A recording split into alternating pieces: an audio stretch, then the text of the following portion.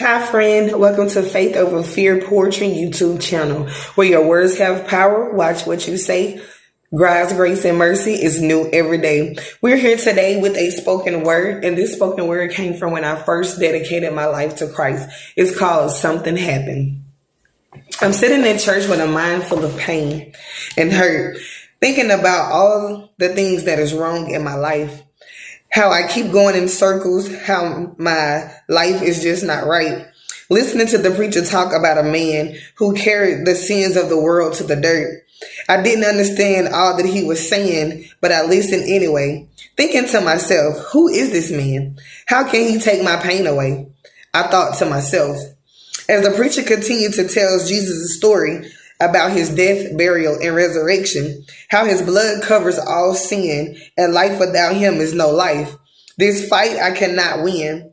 He talked about how his death gives me life more abundantly. With my carnal eyes, I could not see what was happening. The only thing I could think about is, this man did what? For who? And he did this why? Now, as the preacher finished the sermon, I see people jumping and shouting and raising their hands and crying.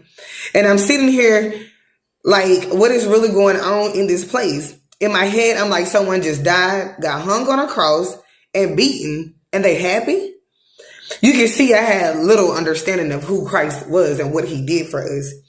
While sitting there with my mind clouded and trying to process what I've just heard, over all the noise, I can hear a voice say, give your life to me. Then I hear the preacher say, who wants to make Jesus your personal savior? Before I knew it, my hands was in the air, tears was flowing down my face, and I had no clue why all of this was happening. But I knew something was going on in the inside of me. For the first time, my spirit was happy. All the while, wondering if I walked to this altar, would this man conquer my fear? Could he wipe away all my tears? As I got closer, the preacher looks at me and says, do you believe God had a son named Jesus? Yes, I replied. He continues with the rest, because at this moment I'm crying harder than ever, and now my hands are lifted and I still don't know what just happened. This was a new beginning, the transformation from the old me to the new me, free from all sin, and that I was no longer in sin after this. At least that's what I was thinking.